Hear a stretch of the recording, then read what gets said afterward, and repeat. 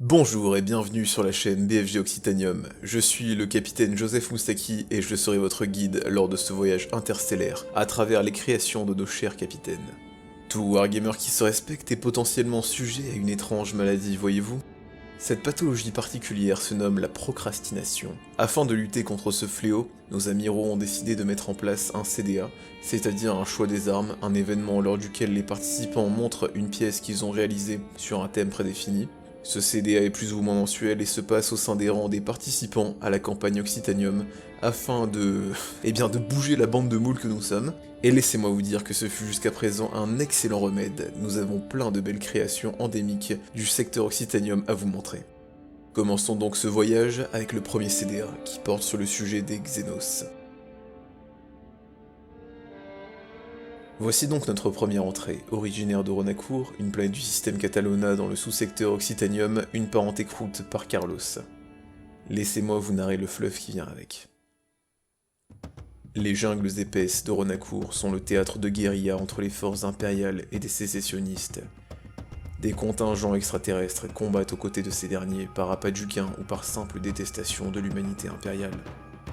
Les croûtes sont les plus nombreux parmi ces mercenaires, des parentés entières se joignent à ces combats dans leur milieu de prédilection. Mais certaines d'entre elles poursuivent une autre mission, une chasse sacrée. Les meilleurs traqueurs et pisteurs, accompagnés de dresseurs de grands knarloks, tentent d'abattre une créature hybride, du grand dévoreur, qui à leurs yeux est une chose qui ne devrait pas exister et pourrait menacer leur espèce.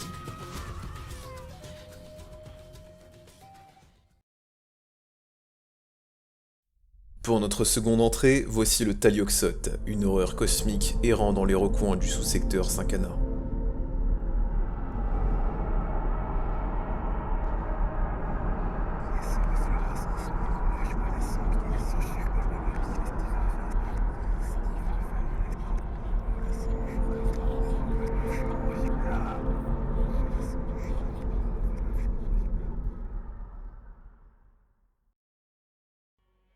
L'entrée numéro 3, les Jokeros de Ben de Pique. Errant dans le sous-secteur Martyrum, ces Xenos ont une histoire très atypique. C'est le moins qu'on puisse dire. Permettez que je vous la raconte.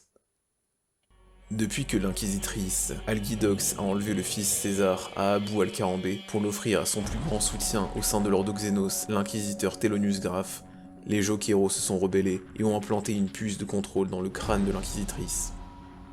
Depuis, rien n'a plus d'importance que de trouver une planète pour s'installer loin de toute civilisation, pour pouvoir reconstruire le clan et partir à la recherche de César. Depuis l'ouverture de Cicatrix Maledictum dans le ciel de Martyrum, l'équipage du Deadly Spade, le vaisseau noir d'Anita Algidox, s'est amarré à une vieille forteresse noire quasiment désaffectée, cachée derrière la barrière d'astéroïdes, au fond du sous-système Internus Fortis Significat. L'équipage simiesque, via l'inquisitrice qu'il contrôle, a décidé de rester à l'abri de sa station orbitale, le temps de voir les réactions dans le secteur à la suite de ce phénomène extraordinaire.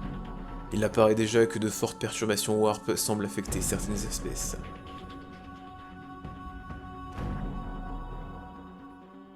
Petite parenthèse à propos de César. César est donc un Jokero, comme vous l'avez sans doute compris, qui intervient dans une aventure JDR que nous sommes en train de produire dans le secteur Occitanium. Des vidéos relatant nos péripéties arriveront bientôt, soyez-en assurés. Alors si vous voulez en savoir plus sur les événements d'Occitanium, abonnez-vous et soyez vigilants, la suite arrive.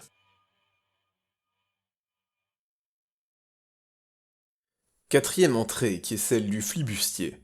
Nous nous dirigeons vers le système Vosagus, plus précisément dans la ceinture de Koipar, où un vaisseau usine Votan aurait été aperçu. Cet appareil ne semble pas hostile envers l'Imperium, pour l'instant du moins.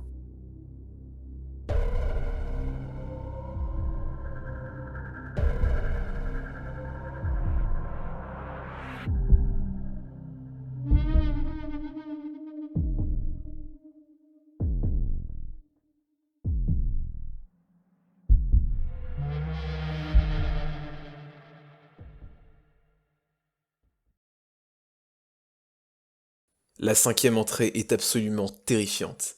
Dans la nébuleuse de Nebula Planaise, sous-secteur Cantalis, Yogi Yog, un de nos amiraux, nous gratifie d'un monstre qui traverse l'espace en quête de ravage et de destruction. Ce vaste espace noir et silencieux est soudain déchiré par les champs de guerre des peaux vertes.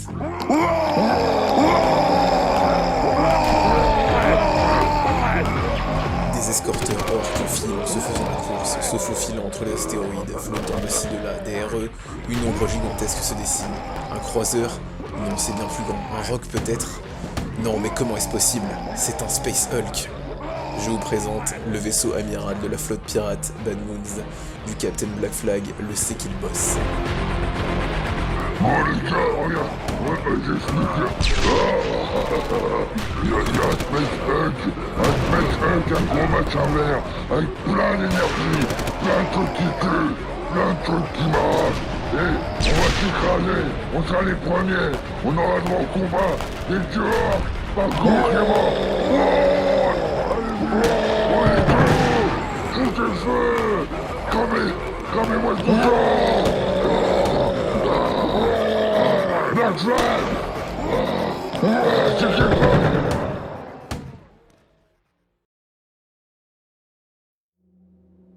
L'entrée numéro 6, par Joseph Moustaki, moi-même. Nous prenons la direction du sous-secteur 5-Ana, à nouveau, et nous allons dans le système qui porte le même nom.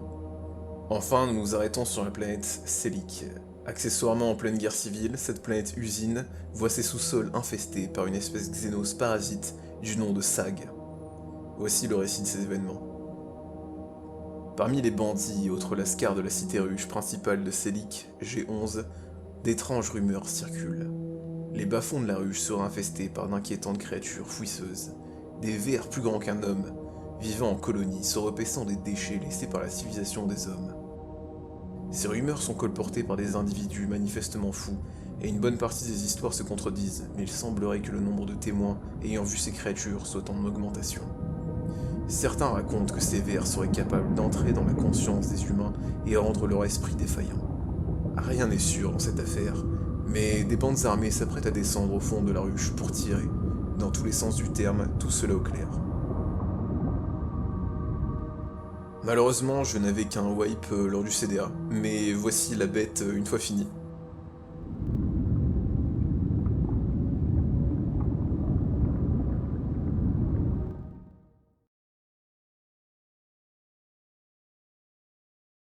Voici la 7ème entrée par Lyonen.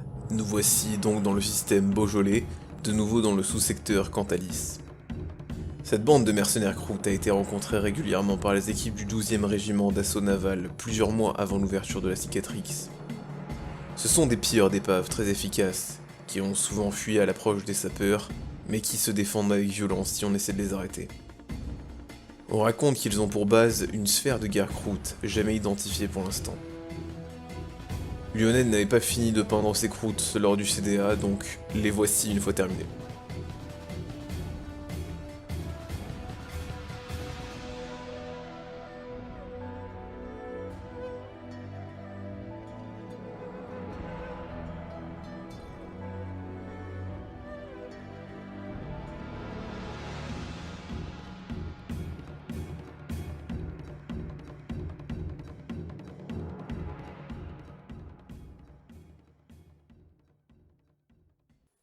En numéro 8, nous avons la pièce de Célestou, notre forgeron, qui n'est pas forcément lié à un lieu en particulier dans Occitanium. Cet orque mutant à freebooter a la fâcheuse habitude de s'infiltrer parmi les rogue traders et les dépouille sans vergogne. Alors si vous voyez un crackhead tout vert dans le secteur Occitanium, soyez prudents.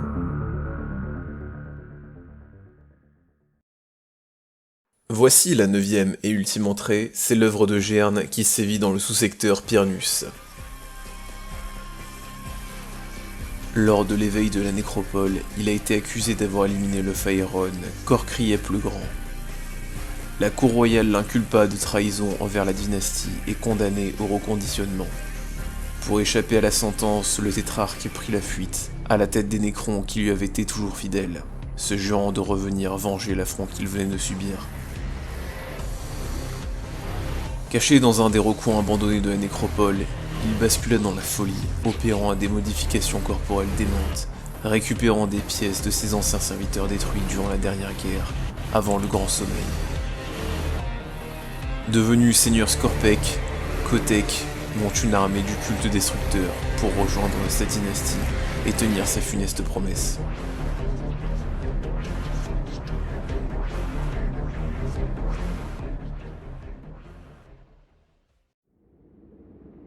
J'espère que la présentation de ce premier CDA vous aura diverti et vous aura donné envie d'en savoir plus sur le fleuve du secteur Occitanium. Bien d'autres vidéos diverses et variées arrivent sur la chaîne, alors abonnez-vous et mettez un like. Si vous voulez en voir davantage sur nos aventures, pensez à nous suivre sur Instagram. C'était le capitaine Joseph Moustaki pour vous servir. Fin de transmission.